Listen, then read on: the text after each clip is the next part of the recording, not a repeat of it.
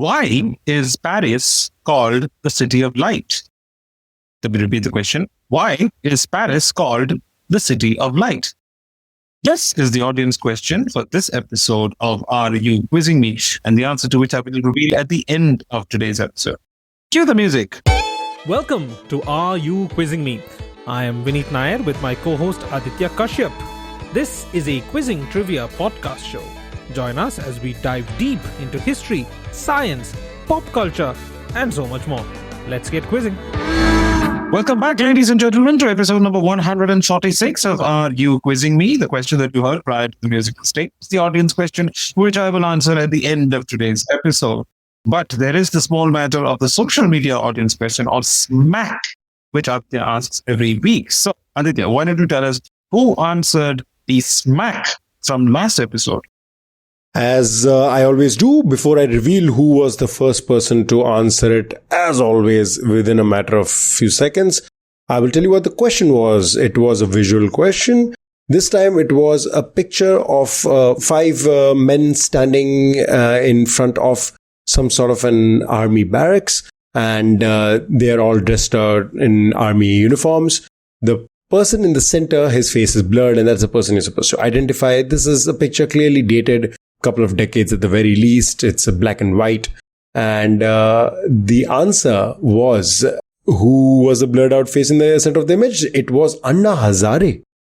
I did not know Anna Hazare had actually served in the army as well. A man with so many things that he could boast of. One of them is having served in the military forces as well. So that was the question, and the person who answered it also something to write home about. Aswath Bindu. Well done, Aswath. Aswath actually was very impressive in this particular post, because as the post goes, there's a social media audience question, SMAC, and then there are like 6 or 7 visual connects to the episode. Aswath literally answered one after the other every single connect question and cracked the SMAC as well. So Aswath, massive shout out to you. Thanks for playing along and doing rather well at it. And for the other listeners, if you're interested, check us out on Instagram. It is also on Reddit, where the question shows up, and the first person to answer gets a shout out on our next episode. I have heard people complain about the fact that we don't have a fixed schedule for release, so they don't know when the question goes up, which is in a way heartening that people are actually looking forward to it. That's very sweet. Thank you so much for that kind of support. But I'm sorry that we don't have a schedule yet. What I can say is that because I handle the social media, I'm trying to stick to a Monday or a Wednesday release. That's the best I can do for you. We end up missing some weeks in between as well, so apologies for that. Having said that, the one thing that we have not missed in a very long time is Sunday Quiz. So hope you're checking that out. It is on Instagram every Sunday. Again, random times of the day. Last 2 weeks it has appeared at 9 p.m. on Sunday. So I feel like calling it Sunday Quiz is pushing it a little bit. But yes, it is there. Different topic every week. So check that out as well. All right. That's all the housekeeping done. Okay, Aditya, why don't you start us off for this week? All right, I shall start us off. And unusually for me, this is a question that has to do with music, probably more in tune with you. Pun very much intended. So, Vineet, let's start off with firstly getting a sense of what's your opinion on Sting? Dude, I'm not a big fan, but yeah, he's a really decent musician from the time of his days with Police, the band, which many people might have forgotten. He was part of the band called Police in the 80s, and then he had a solo career, which I think peaked with Desert Rose. Yeah, Desert Rose, one of those songs, rare songs that I also recognize. So yeah, probably a very famous song, and obviously a man with incredible talent has made his mark on the music industry. Okay, great. So have you heard of his 4th solo studio album, 10 Summoner's Tales? No. And like I said, not a big fan per se, so I wouldn't be able to pick his albums out of the lineup. Okay. The hits on this were If I Ever Lose My Faith in You and Fields of Gold, which were both featured on the Billboard Hot 100. Maybe fans of Sting would be a lot more familiar, perhaps not you. Regardless, I'll give you very quick background on this, on especially the name, because it was a pun, and you know me, I love a pun. The title, 10 Summoner's Tales, which is the 4th studio album, is combined pun of his family name, which is Sumner. So Sting's family name, for whoever doesn't know, or his whole name rather, is Gordon Matthew Thomas Sumner, and Sting is his stage name. So Sumner, the last name was used in Summoner's Tales and Chaucer's Canterbury Tales, so he made it then Summoner's Tales. All right. So this was the fourth studio album, like I mentioned. In August 1994, it was sold for $12.48. What was special about this particular sale? The Sting album, 10 Sumner Sales, was sold for $12.44 in 1994. $12.48, but sure, yeah. Okay, $12.48. And what is special about this? Right, that's your question. The price point is not what I'm asking about. Like, what is special about the sale of a CD of this particular album? Specific amount, whatever it is. This is 1994. You're telling me something specific about the sale. And it's not the first CD. It wouldn't be a first CD or anything because the CD's been around since the 80s. It's a little too early for, something like a streaming service. So I'm going to guess maybe because this is 94, you're saying something regarding the sale of it. I'm going to guess, and you said it's not about the amount. So I'm going to guess that it's about the mode of the sale.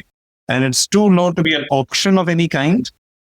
So I'm guessing this was a regular sale because you mentioned $12 or £12? $12. $12. Seems somewhat alright for a CD case. So it's a normal sale. I'm going to guess this was an online sale. Fantastic. Very well cracked. Expected nothing less of you. And that is exactly the right answer. Though a little contentious, and this is perhaps where the second part of it might be a little bit more fun and might take you a little bit more time to crack. Because there are conflicting reports of what was the first ever online transaction. Okay? New York Times gives credit to Dan Cohn, who built the website NetMarket, and then he was the first person to use it to sell something, which was a CD of Sting's 10 Sumner's Tales to a friend in Philadelphia in August 1994 for $12.48. All right. However, a company has claimed that their product was actually the first ever online transaction or online sale, I would say, not transaction, online sale. Which company claimed that theirs was the first? And reports suggest that both of these sales happened within a few weeks of each other.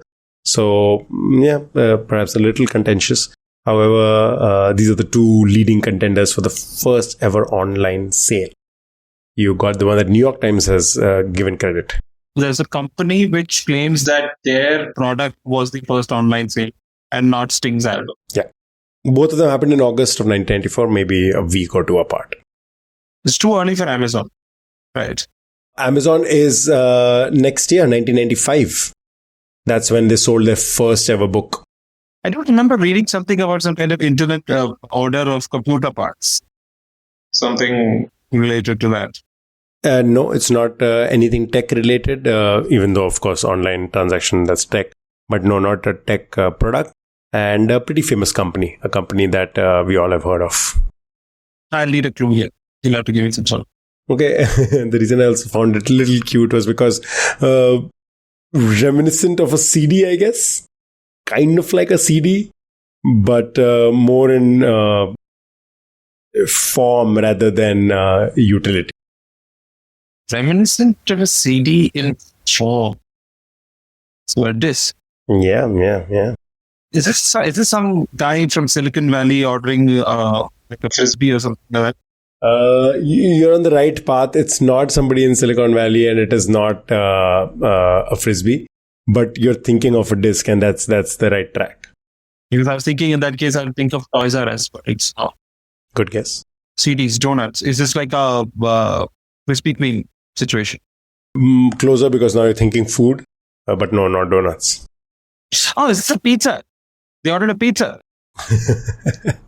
So Pizza Hut has claimed that theirs was the first ever online sale, which was on their website back then. It was, I think, called pizza.net or something, or pizzanet or something like that. And funnily enough, this was a website where you had to enter the name of the closest outlet to your house and given your order, and then somebody from the place will call you and confirm if you placed that order, and then you'll pay upon delivery. So it was honestly not that efficient because you're anyways getting on a phone call and they're anyways confirming the order.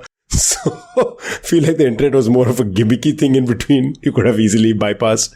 But yeah, they wanted to, I guess, claim the fact that they were the first ever transaction or first ever sale online. There are some reports that suggest, again, this is a very urban legend kind of a thing, bordering on urban legend, that they had also called some media to report on this. So the delivery took longer than the intended delivery time. And I read somewhere that they even, because they had that limit of like 30 minutes or whatever, so they exceeded that because there were so many reporters there near the house that the person could not reach the house on time, so they had to give it for free or something like that. But in any case, yes, there was a very early transaction. One of the earliest, if not the earliest, was a Pizza Hut pizza that was quote unquote sold online. I don't think the fact that they used to call back is ridiculous, because even I think in the late 2000s, early 2010s, when you ordered something from Domino's on their online website, you did get a call confirming the order. Interesting. Where were you? Where were you ordering online early 2000s? Not early 2000s, early 2010s, late 2000s. Okay. Domino's had this thing where you could, these kind of coupon codes which you could use online, but not at the shop. Mm-hmm. So what we'd do is we'd go online, we order it, we'd get a good discount, whatever. And then it would be ask you for a pin code or whatever, remember exactly, you put in an address in it. And then you would get a call from the closest Domino's. So this was in Calicut. So the place that we got was from a mall right next to Hyson House. So there was a Domino's there. I think the Dominator had just released at that point. Not very sure of the chronology. I think it might be 2012. They used to call back. Very interesting, because I feel like considering I worked in tech, I've been a rather reluctant adopter of some of these technologies and services. I used to call my order until till almost, I think, all of my college life, which is 2015. So till the mid 2010s, I was still calling and ordering McDonald's or pizza whenever I did. I remember even in Singapore, they had launched an app which was a local taxi app, not an Uber or a Grab is also an app there. No, none of those. They had, for one of the companies that ran taxis, they had launched their own app. And people were using it, and I was still so reluctant. I would just still call a cab. Like, you could call a cab and they had a number. I still remember the number, 6552-1111. So you could call a cab in Singapore. So yeah, I'm a Luddite who works in tech. Yeah, but now that you mentioned it, Grab, so much better than Uber. In my experience, it's so smooth. Seriously, so smooth. Maybe it's because I'm used to Uber mostly in India. And in India, you get like confirmation calls and like, aapko kahan jana hai, kaise jana hai, vagera, vagera. And then they'll cancel or whatever. Grab never had an issue. Never, ever. They never call. They come exactly at the location. They wait, you get it, and you're done. This is an India thing. I think it's the fact that our maps are not the most reliable. And I think both the commuters and the cab drivers very often do cancel or are reluctant to complete the journey after having whatever accepted the journey. Both ways, I think. So it's this, I think, low trust environment India. It operates on that. I had never used a pin, a confirmation pin. Like in India, they do that for security and safety reasons, which is great. Yeah, same thing. But in Singapore, I never had to use it. Like, you just sit in the car and it would take you, and like you just assume that you're the right person. Grab and Uber both used to operate there at some point, and then they had a merge. I think no, the Uber left Southeast Asia. The reason they left was because their the investment company, I think BlackRock, invested in both of them. So there's just like no point trying to compete, which is a bad day for us, because they used to compete, like they used to drain so much money just giving us offers and coupon codes all the time. I think I've taken free cabs for like a year or two. Just every time they just give you like a $10 coupon, please go ahead, use our app. I would be taking free cabs everywhere. Okay. Well, good old times. We are in the quagmire of enshittification, as people call it, of the online world. Yes. But yeah, it started in the mid 1990s, and that's the first few online transactions. Okay. That's my question. Vineet, back to you. So mine is a very simple one. And interestingly enough, in the same time frame, on December 22nd, 1994, Sunil Gavaskar succeeded Iftikhar Mustafa Hassan Qadri in which position? Sunil Gavaskar, 1994. Was the name of the person he succeeded? Iftikhar what? So he succeeded a man named Iftikhar Mustafa Hassan Qadri. Clearly could be an Indian name. So I'm just going to make the most obvious guess first, like was Sunil Gavaskar BCCI chairperson or something? No, it's not. No, I need a hint then. No idea. Okay, so I'll give you some other names. So like this is a position which has been held by many people over the years. So I'll give you a few names. Dilip Kumar, Sunil Dutt, SP Godrej. Mhm. These are 3 examples. What? Did you say Sunil Dutt and SP This is the position that all of them have held. Yes, this is a position all of them have held. Sunil Gavaskar got it in 1994 and he succeeded Mustafa Hassan Qadri. I'll give you the years. Yeah. Dilip Kumar was in 1980. Sunil Dutt was in 1982. And SP Godrej was in 1983. Wow. Okay, so then I'm going to guess this sounds like, one of those honorary positions that people are awarded because they're all from such, at least some of them are from such different fields. Yes, you have business, cricket, Bollywood, politics, and Bollywood. Easy guess would be Rajya Sabha, but I don't know if there's a specific Rajya Sabha seat that they would be stepping into. It's not the Rajya Sabha. The other option that very often happens in these kind of places is like a dean of some institution or like an honorary dean or something like that, like a chancellor, provost, one of those positions that is honorary in nature, perhaps, something like that, of some institution, educational institution. Yes, you are right. That is an honorary position, but it's not whatever you mentioned. So nothing to do with educational institutions. No, absolutely not. But to be fair, educational institutions usually have like academics and scientists in those places. Not we have a lot of governors who are chancellors of institutes in universities. Sure. Not all of them are particularly academically. Fair enough. But you said not educational institution. Randomly, I'm thinking of a CGP Grey video.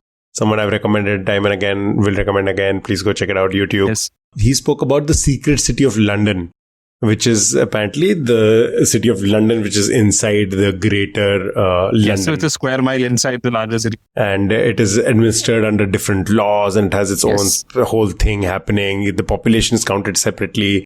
The businesses and stuff have their own kind of situation happening. And I remember the reason one of the distinctions he drew was the mayor of the city of London and the mayor of London are both different, and like the mayor of London is just like regular looking politician and British politician. The mayor of City of London has this very flamboyant hat or something like that. Yeah, it is. So I'm just thinking something like that, and because these are people, just because of the Bollywood connection, you said Sunil Dutt. So I'm just gonna say, is it like a mayor of London, mayor of Mumbai? So I'll give you some of the duties of this post. Yeah, go for it. Active in social work. When there is a request from the government, receive and see off VIP persons at Mumbai airport. On receipt of the requisition from citizens of all walks in life in Mumbai, they can organize condolence meetings. On the receipt of the request from the Honorable Chief Magistrate, they will visit the various prisons in Mumbai city and help to maintain law and order in Mumbai city. It sounds very mayoral, like law and order, receiving foreign dignitaries. Sounds very mayoral only. I would suggest you focus on the law and order part. Law and order, okay. But I feel like any police position would be definitely like an IPS officer, not a... The tenure is 1 year. Well, I don't even know exactly what the positions are, but like DCP, ACP, Commissioner of Police, all of those things, I'm sure are IPS officers. Can't be a random Sunil Dutt or Sunil Gavaskar becoming that. But police, something like a honorary police, head of police, head Havaldar, head Havaldar, jailer of Mumbai. Is there like a jailer of Mumbai position? It's not the jailer of Mumbai. Give me one last clue, otherwise give me that. Okay, so have you heard of this organization? Doesn't exactly translate, but have you heard of an organization called the Robin Hood Army? Volunteer zero funds organization that gets surplus foods from restaurants and they serve it to less fortunate Yeah. So they have a big presence in Mumbai. They're in Mumbai. They're in Juhu, Kadivali, Bandra. Mm-hmm. It's quite appropriate that there would be a Robin Hood army in Mumbai, considering this position also exists in. Like a Friars Club? No. Oh, like a what do you call it? We can only have a sheriff. It is the Sheriff of Mumbai. This position is the Sheriff of Mumbai. You took me by the Robin Hood route. Yeah. Fair enough. I would not have gotten that with just honorary position. Cool. Wow. Sheriff of Mumbai is a thing. So it's still an ongoing thing? Yes. So the list I was reading it to you was from the official Law and Judiciary Department website of Maharashtra. So the Sheriff of Bombay, or earlier called the Sheriff of Bombay, is a political titular position of authority bestowed for 1 year on a prominent citizen of Bombay. The Sheriff is an officer of the High Court and the nominal head of the High Court Department, which carries out the orders of the High Court for summoning people, also for attachment and sealing of properties if ordered for their auction. They have an office and staff, but do not have any executive powers. The office is in the Bombay High Court, and in order of precedence, the Sheriff ranks just below the Mayor. Bombay and Kolkata are the only cities in India to still maintain this post. And as per the Law and Judiciary Department of Mumbai website, we haven't had a sheriff since 2009. So the position has been vacant since 2009. Interesting. Okay. Cool. Fun little piece of trivia. I don't know how many people would know that. How many hardcore Mumbaikars might not be aware of that. I love it. Yeah, we have a Sheriff of Mumbai. And also, just for those who may not have gotten the clue, the reason I mentioned the Robin Hood army is because in the traditional folklore of England, Robin Hood's nemesis, apart from the evil Prince John, is the Sheriff of Nottingham. It just speaks of how much I consume American late night talk show media, because I thought of Sheriff Joe Arpaio. I don't know if you've seen that guy. God, what a character. He was a staple in between for a few weeks, like a couple of years ago. Man, I think he's been accused of everything from like sexual harassment and corruption and what is it? Quite the character. Yeah. Okay, great. I have a direct segue because my next question has to do with law and order as well. But we are moving pretty much across the globe to Canada. Okay. There is a place in Canada called Churchill, which is a port town, not even a city, a small port town in Manitoba, Canada. There, a particular jail was established in 1982 or 1983. And anybody who was sent to the jail was held there for a period of between 2 to 30 days, depending on whether they were a repeat offender or whether they were a first-time offender. So if it was like a first-time offender, then it would be 2 days. If it is a repeat offender, it would be 30 days. In that duration, they are not even fed. The captives are not even fed. It is supposed to be a very strong deterrent. What is special about this jail? Why do I ask you, Vineet, about this jail in Are You Quizzing Me, episode 146? Nothing to do with number 146, but yeah. Jail in Churchill, Manitoba. Been around since the 80s. And inmates are held for 2 to 30 days. And it's special for some reason. Yeah. Okay. My first guess would be that this is for some sort of animal. This is not for humans. Send this man to jail. He's a criminal. The way he cracks my questions. So I'm going to guess, since you said Manitoba, I have 2 guesses in mind. One would be beavers, but I don't think beavers would be sent to jail. The second would be maybe like a bear, like a grizzly or something like that, because they are known, like the Canadian wilderness is known for bears kind of stealing food and things like that.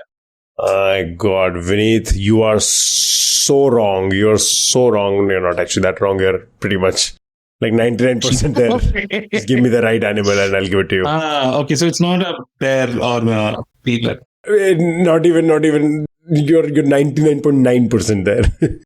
Just give me the right species of the animal you mentioned. You mean the bear, not the beaver? I don't know too many beaver species, so yeah, bears. It's okay. Canada polar bears. Polar bear.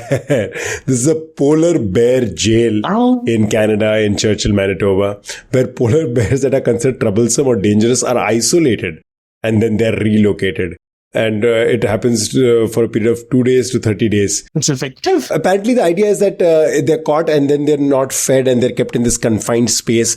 And that is supposed to scare them. Like, they basically, the idea that they might be captured again is something that will keep them away from the human populated areas. And that's the whole thing that they're trying to manage, right? Like the idea that they might enter these populated zones, populated areas, attack human beings, damage property, whatnot.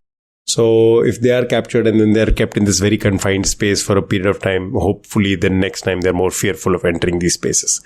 And it's been around for, more than 40 years now. So yeah, I guess it is working. And they even expanded it. So in 2014, the jail was expanded to 28 cells. Initially, it had only 20 cells. That's the Polar Bear Jail, or as it's also officially named, Polar Bear Holding Facility in Canada. So if you're a polar bear, be careful. If I'm not mistaken, polar bears are one of the few predators which actively hunt humans. Like, most of the predators hunt humans basically out of necessity, like man-eaters and tigers and lions. After they become old and cannot, actively chase really fast prey, they go for humans who are relatively slower. But and bears as well, they don't unless you actually encounter them and irritate them in the wild. But polar bears are an exception. Even if there's nothing wrong with them, if they see a human, they will actively try and hunt you. Yeah, well, I guess I don't know how useful it is. They do tranquilize the bear before and after, before they're captured. Of course, they have to tranquilize, and when they're releasing it, they also tranquilize. Maybe there is some deterrent. I don't know, but it's been active for more than 40 years. So, yes, Polar Bear Holding Facility, where it's all black and white, or sometimes all white, when the captives are kept there for a period of 2 days to 30 days, depending on whether they are repeat offenders or first-time offenders. That's the Polar Bear Jail. Right, Vineet, back to you. So, when she was informed that X had stayed up till 4:30 a.m. to watch the moon landing, Neil Armstrong apologized, saying, "I apologize for the inconvenience we caused you, blank, blank, blank. Next time, I shall make sure we land on the moon at a less unearthly hour." Who was Neil Armstrong apologizing to? 3 blanks. Yes, 3 blanks. I'm going to say he apologized to Sir Edmund Hillary. No. Okay. Because I don't think he'll be like, "Okay, I apologize for the inconvenience we caused you, Sir Edmund Hillary." He'd either say Sir Edmund or, Mr. Hillary or whatever, because they're American. They don't think they're safe. No, I was just thinking of like a first person on the moon, first person on Mount Everest, maybe some connection there. Okay, no. Apparently, random side trivia that might be happening soon. The very famous marking spot on Mount Everest, Green Boots, that person who unfortunately passed away, is being taken off of the mountain. No, I think they were. I read something about them being identified. I'm not sure if that was the case. Yeah, I think that was in process, and they're actually removing the remains of this person who has been there for like a couple of decades now. Yeah. To the point where it had become a marker of like, okay, this is the spot where you take the path or whatever. Very unfortunate, very morbid thing, macabre thing. Yeah. But Green Boots is coming off of Mount Everest, so a historic moment in the history of Mount Everest. Okay, coming back to moon landing. 1969, I don't think this would be any... initially, I was going to say the president, but why would he apologize to the president?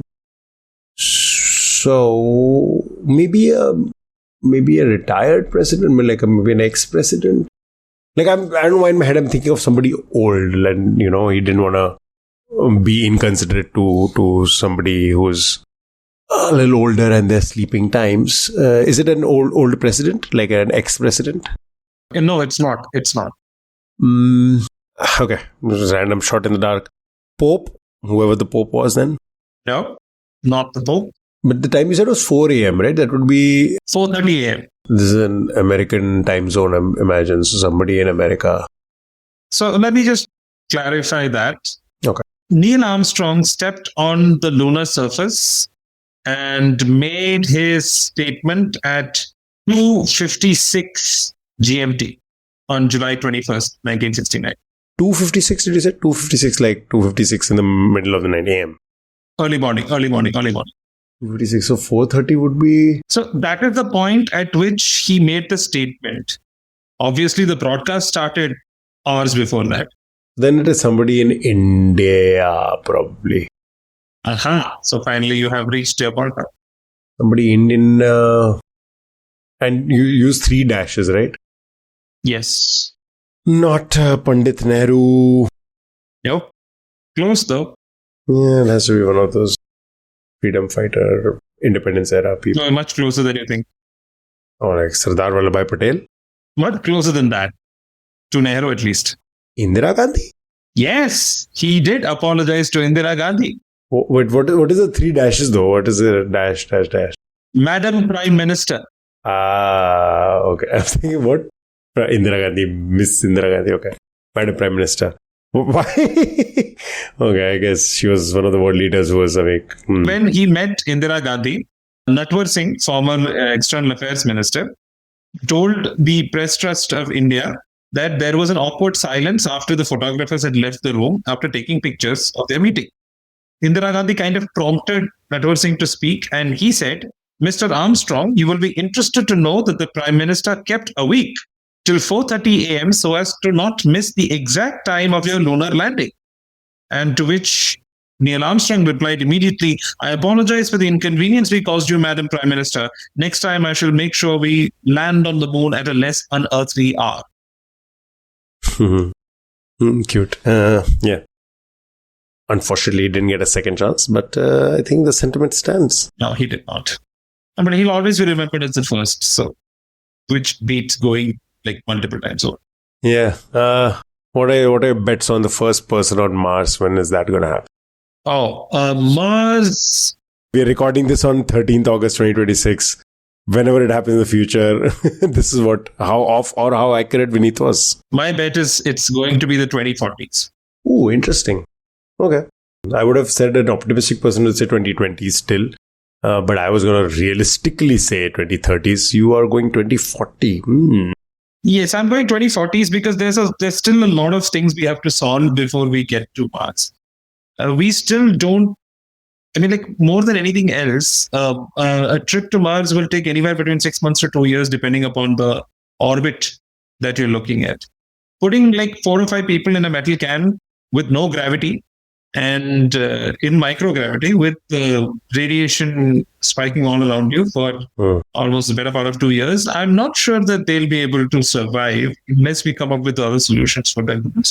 Obviously, Elon Musk is looking at larger spaceships which can send more number of people, so you'll have something like a small community in that. Even then, I figure there are a lot of things that they need to solve. So 2040s is my guess. Interesting. Okay, I'm going to say 2035. Now we'll find out in however many years it actually happens. Yeah. Moving on. I guess it's my turn. Yes, it is. This should be an easy crack. This is... I hate it when you say that. In the realm of very popular trivia.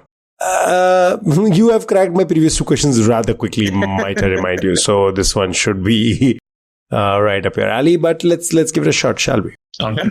Ismail Pasha or Ismail the Magnificent was the Khedive, and I might be probably mispronouncing both the name and the title. The title being Khedive. Ismail Pasha was the Khedive or Khedive of Egypt. The Khedive is basically an honorific title that is given to sultans and grand viziers of the Ottoman Empire and Egypt and whatnot also. Okay, so Ismail Pasha, the Khedive of Egypt, was approached with a plan to build something in 1856. This was supposed to symbolize progress coming to the Middle East, coming to Egypt, coming to Asia through Egypt, I guess, by a European person. So there was a European person who approached Ismail Pasha with a proposed plan. This was supposed to symbolize progress coming to the region. This, however, did not happen. The plans fell through for a variety of reasons. And it was repackaged, restructured into something else entirely. Question is, Vineet, what was being proposed? And more importantly, what was it transformed into, and in what state or form does it currently exist? That original plan, what form or state does it currently exist? Off the top of my head, just as a guess, I'm going to say this was somebody French, and it ended up being the Statue of Liberty. See what I mean? What is the point? What is the point of me even being so cryptic? Like, I did not mention the name of the person. I did not say what it was. I did not even say where it ended up. You still cracked it. This was ridiculous. Like, this episode has been an embarrassment on my part. Apologize to all the listeners. I don't know what to do with it. It is a non-competitive episode. It's a non-competitive podcast. Yeah. Chill, Baba. It's not a close competition anyways. Yeah, no, very well cracked. So this apparently started the origin or the idea of the Statue of Liberty. This is according to various sources. Of course, there are contestations and people disagree, whatnot. But let's go with the most popularly accepted story. The idea came out of a conversation in mid-1865 between Edouard René de La Boulaye, oh my God, French person, Edouard René de La Boulaye. Spell that last name, please. Laboulaye. La Boulaye? La Boulaye? La Boulaye. La Boulaye? La Boulaye. La Boulaye. La Boulaye. I think just say it fancy and you're French. Yes. Mr. Laboulaye, or L, let's call him for the purpose of this trivia. Mr. L and another person whose name I'm going to probably mispronounce, Frédéric Auguste Bartholdi. This is a more famous person, at least I've heard of him, a famous sculptor. Both of these people were staunch abolitionists, and in an after-dinner conversation at his home near Versailles, Mr. L, an ardent supporter of the Union in the American Civil War, said that if a monument should arise in the United States as a memorial to their independence, I should think it only natural if it were built by united effort, a common work of both our nations being United States of America and France. History buffs would know that, yes, France did support America's war of independence against the UK. So this was a conversation between them. Later, Bartholdi took that idea and instead decided to redirect it towards Egypt. In 1856, he traveled to Egypt to study some ancient works. And in the late 1860s, he approached Ismail Pasha Khedive of Egypt with a plan to build Egypt carrying the light to Asia. Now, this is worth looking at the pictures and the plans as they were, the imagining of it. You can see the very clear parallels between what Statue of Liberty is today and what Egypt carrying the light to Asia was supposed to be. It was a colossal neoclassical sculpture. It was designed in the late 1860s by Bartholdi, and it was supposed to be a statue of a robed female, which also makes sense in the way a Statue of Liberty is also dressed. It was a robed female in perhaps more of a respectful tone to the Muslim populations of these areas. And it was supposed to be a peasant lady who's robed and holding a torch aloft at the northern entrance to the Suez Canal.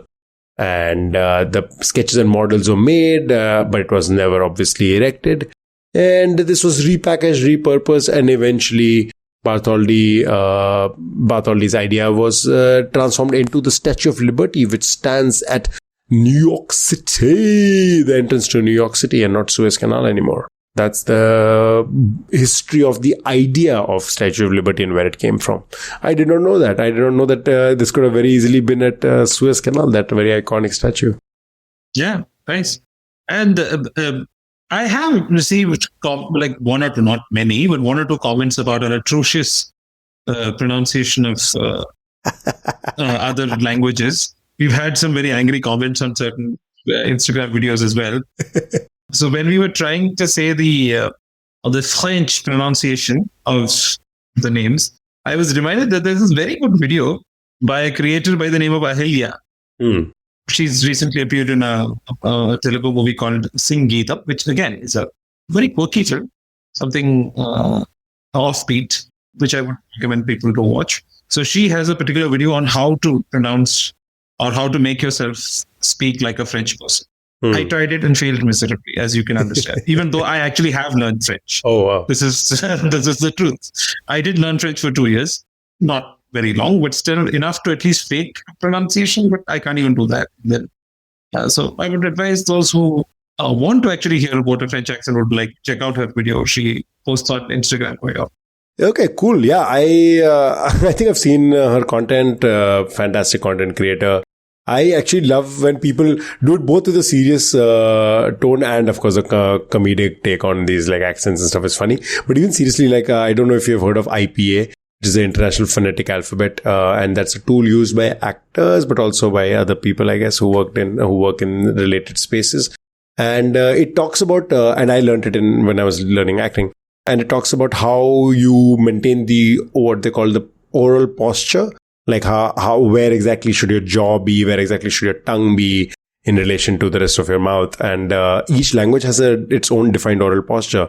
Like sometimes some languages have a more relaxed way of keeping the tongue. Sometimes it's more closer to the roof of the mouth and whatnot. So yeah, you don't even realize these subtleties and nuances. And those small changes can help you, even if you're not speaking in French, it can help you pretend to have a good French accent in English or whatever. I read something a long time ago. I don't remember the source, so somebody can maybe Google it and search and find out. But I read a paper about, I think, forensic anthropology. So when you speak, your tongue hits your palate at many points, right? So it hits your palate at specific points, depending upon the kind of sound you're making. So there was talk of analyzing the patterns that form because of the pressure of your tongue over many, many years of speaking a language. There might be like a fingerprint of the language on your palate. So by examining the palate of long dead people, you can get an approximation of what their language might have sounded like. I don't know if I ever came to anything, but I remember reading about it many years ago. I thought it was fascinating. Nice. I remember reading something similar about how vowels have shifted in position. So English specifically, like how somebody would have pronounced it, has changed because the mouth has like where the tongue goes for an A, E, I, or was it vowels or consonants? I'm forgetting the specifics. I apologize. But like that has shifted in the mouth. So the way it is spelled would not be how it is pronounced anymore. And that's something we all intuitively know. But if you were to think about it technically, it's because people have perhaps changed the way the tongue hits which part of the mouth where it hits. Which is what I love about language. It's such an evolving beast all the time. Yes. Well, your question, Vineet. Okay, so December 12th, 1911. Only a very small circle knew about the plan. Those in the know referred to the plan by the code name Sesame. The announcement was made on 12th December 1911. Even the Queen wasn't told about it till the party arrived in India, according to architecture historian Robert Grant Irving. The viceroys of the provinces concerned weren't told a thing until the night of December 11th. What was Project Sesame? What was the time again? Can you tell me the year? This is 1911. 1911. Did you mention the geography of it? Where? Yeah, so basically what I'm saying is there was a plan, right? And this plan was kept secret even from the Queen. The viceroys also were kept in the dark. And only a very small group of people knew about it. Specifically, George V, Viceroy Lord Hardinge, members of his Executive Council, and the Secretary of State for India. Nobody else knew about the plan. Even Queen Mary learned of it only after she landed in India. Okay, interesting. I thought they were like the plan was like something physical being brought here in secrecy. Okay, but that doesn't seem to be the case. So it's something else that was happening in the subcontinent. Which is why I asked where, like I was asking like which part of India did they land in. But if it's not that. No, so they came basically, I can tell you that George V and Queen Mary came for the Delhi Darbar conducted in Delhi in 1911, December 1911. They came for that. But there was something else which happened, which was Project Sesame. Was it the Delhi Darbar that we have spoken of in connection to St. Thomas Cathedral in Mumbai? I think I'd mentioned this, that they had come to Delhi Darbar. You mentioned that they had come to renounce the visit. There's a pew or something that has their name on it in St. Thomas Cathedral today. Yeah. Okay, so I do know this. Delhi Darbar was in honor of the new king. Yes. Because that's when they're recognized as Emperor of India. Correct. And before that, when the kings had changed, while India was still a colony, the king of the UK had not come in the past. This was the first time that they were coming. That much history I remember. There were other Delhi Darbars.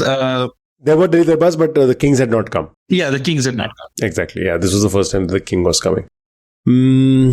Plan. Was it like a plan to build something? Oh, I'm wondering what could be iconic in Delhi that was built in 1911. With the plans for Connaught Place or something? Why would that be secret though? No, so there was an announcement made during the Darbar. The plans for that constituted Project Sesame. Is the name a hint? Is there a connection to the name, Sesame?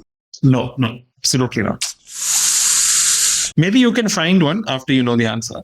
I do wonder about these things when there are code names and secrets like that, especially when project names. And you imagine that somebody came up with it, somebody had some reason to name it that.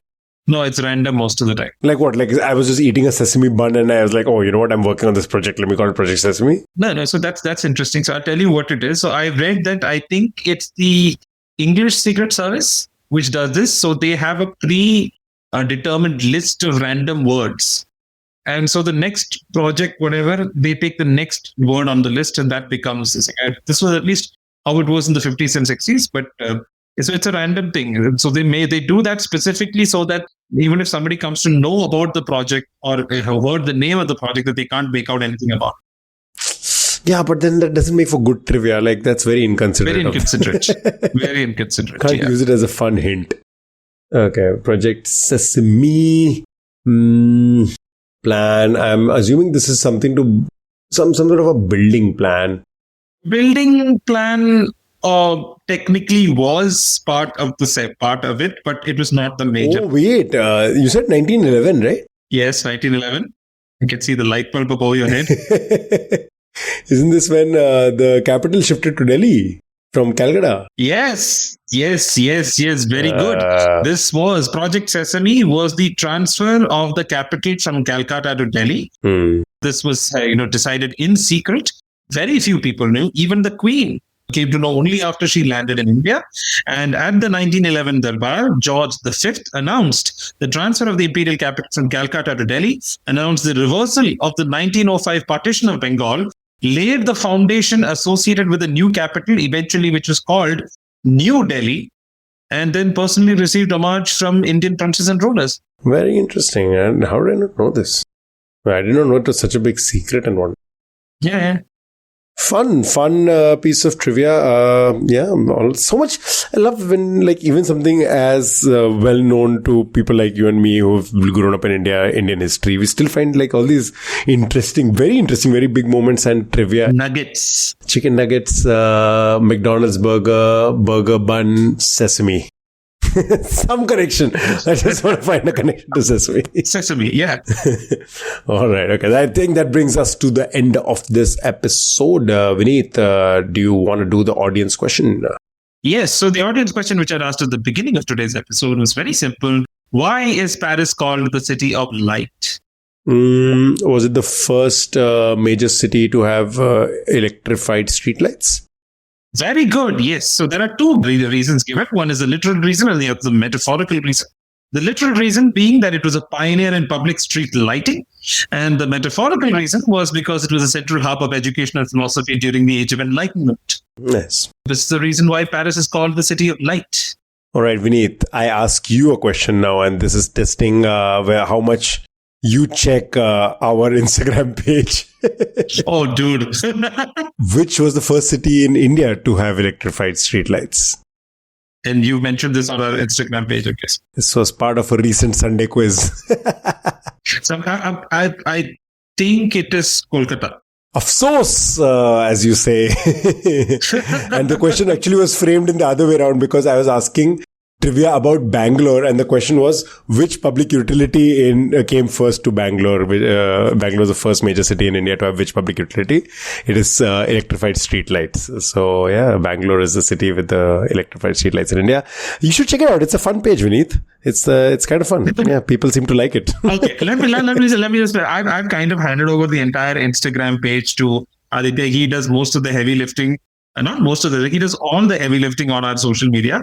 I just show up for these episodes, record and go, and then edit to the odd episode. That's my level of participation. But hey, in my defense, I have been very busy and been traveling quite a lot for work. You'd be entirely forgiven if you got us interesting trivia from each country, because you're traveling a bunch of countries, continents, in fact. Well, I do. See, the thing is, yes, so I've been in like 4 or 5 countries in the past month. And there is interesting trivia from all of it, but I'm struggling to make it accessible. There are interesting facts, which if I say, for example, there are facts from Zambia, which I find that if I asked that question to a Zambian, they'd be like, oh, this is great. But if I did the same thing to an Indian audience, I don't know how much that would, kind of thing. But I do have one, I'll just throw this in right now. Let's do it. There was a war in Burma. It was called World War II. I don't know if you've heard of it, right? In East Asia, there was South Asia, there was war going on in Burma. Sure. So what happened was there was a lot of trade which used to happen between Burma and parts of India. Now, those obviously stopped because of the war. Now, this led to the adoption of 2 very, very, very popular foods, which until then were hardly ever consumed in Kerala and Tamil Nadu. So I want you to try and tell me which these 2 are. Wait, sorry. So the World War II, it stopped the trade between Burma and India. Is that what you said? Because I'm doing it on the spot because Aditya put me on the spot. I haven't had time to research this. I was literally told this by somebody in Myanmar, which I visited just a couple of weeks ago. So I was told this by somebody there. So forgive me if there's slightly off when it comes to the facts. I know there is history attached to Rava being popularized at that time. Very good. So one food item would be? What's the most common thing that you make from semolina rava? Rava masala dosa. No, before that. Like what do you get on Indigo flights and SpiceJet flights? Rava idli. No, upma. Oh, yeah, sorry, upma. I needed the name Rava in it.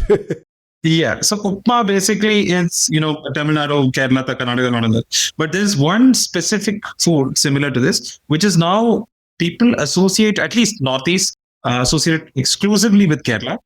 And it's even got a very Kerala sounding name. That also came about because of this stoppage of trade and stoppage of goods passing. A very Mallu sounding name, and North Indians think it is very Mallu. No, I'm stuck at Rava. What? Give me a hint. It's a kind of bread. Idiyappam. No, not idiyappam. That's very Kerala. So let me just tell you the context. So the kingdom of Travancore and southern Kerala did not have many rice growing areas. So they almost exclusively depended upon food rice from Burma, apparently. When that kind of stopped, they adopted a food item based on a different grain, which actually came from Sri Lanka. Parota. Very good. Yes, the Malabar Parota. The Malabar Parota came to us from Sri Lanka via Tamil Nadu to Kerala.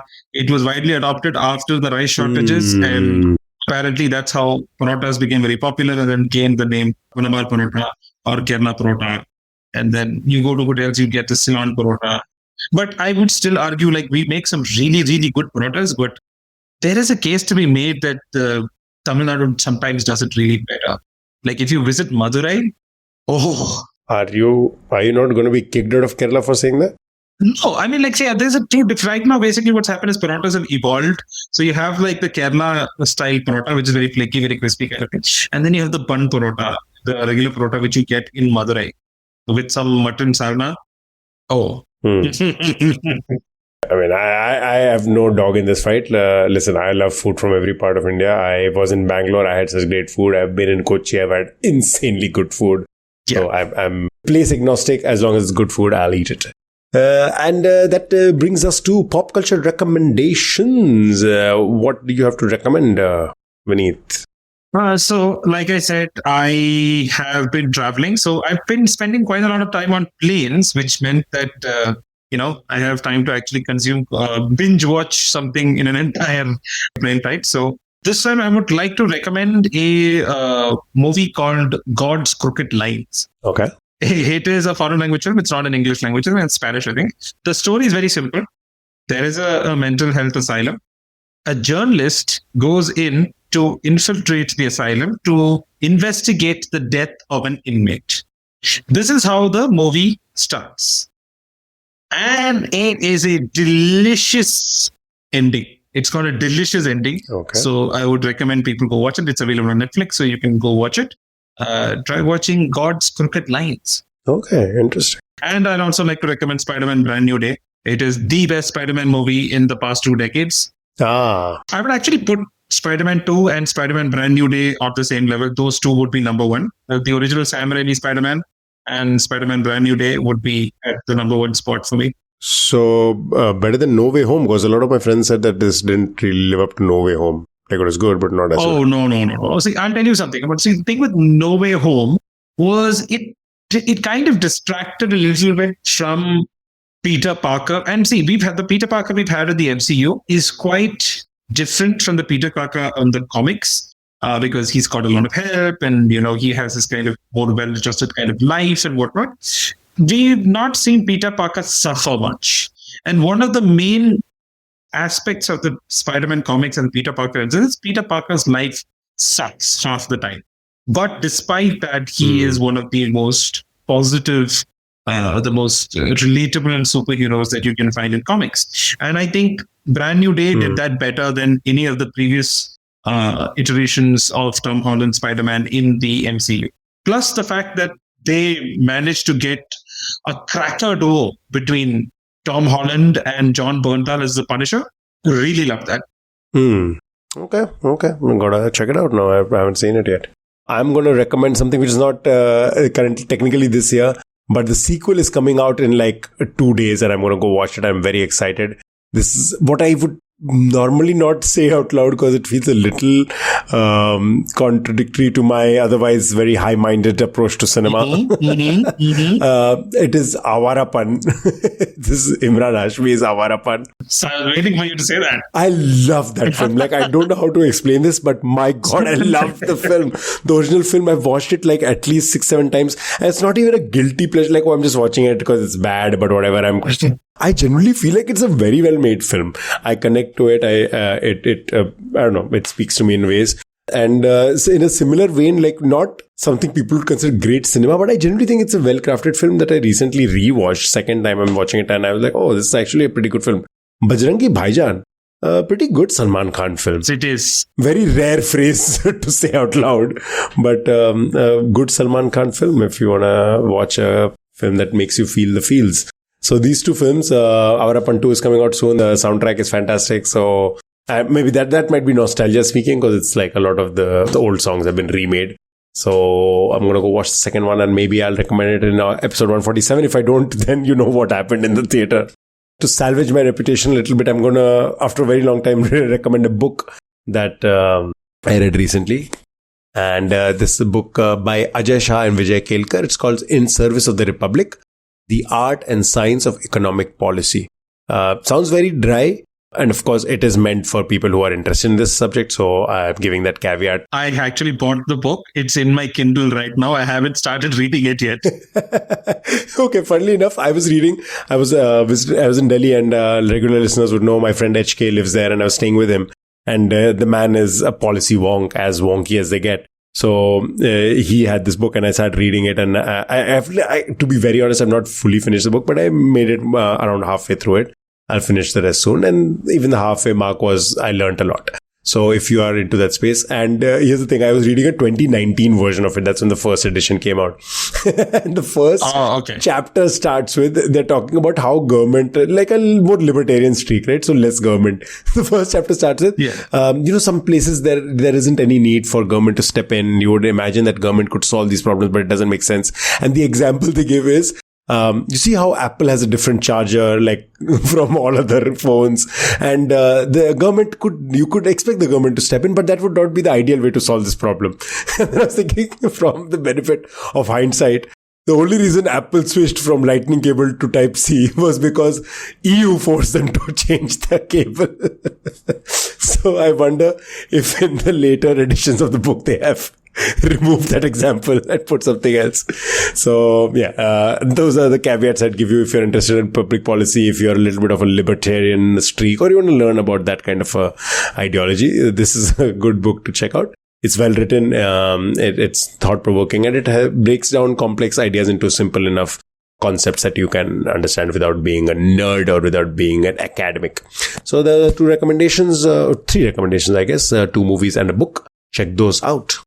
And before we end, of course, before Vinith spiel, the smack of this episode will be up on social media. Quick description, because it's going to be a visual question. You have to go check out the picture.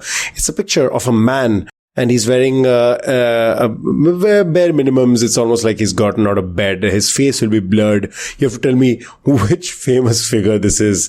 This picture emerged on social media a couple of years ago and led to a lot of ridicule because contrary to the public image of this person, this picture makes him look almost very, I don't know, not as imposing a figure because he's in his underwear and like a banyan and just standing in a kitchen. So tell me who this person is. Face will be blurred, but maybe something about the body or the posture might give it away. And that's a Smack 147. And that's all the time we have for this week's episode. Thank you all for joining in and listening to our episode. I hope you learned something new. If you like what you heard, please, give us a 5-star rating, share, subscribe. You know what to do. We post quizzes every Sunday on Instagram. Follow us on Instagram. You can reach out to us on our email at ruquizzing@gmail.com. We have a subreddit on /ruquizzing where you can interface with other fans of the show. If you would like a question asked on this podcast, please feel free to send them to us. And please, if there's anything that you'd like us to, improve about our show, please reach out to us on Instagram. We are always open suggestions and improvement. And that's it. That's my spiel. See you guys next week. Bye-bye.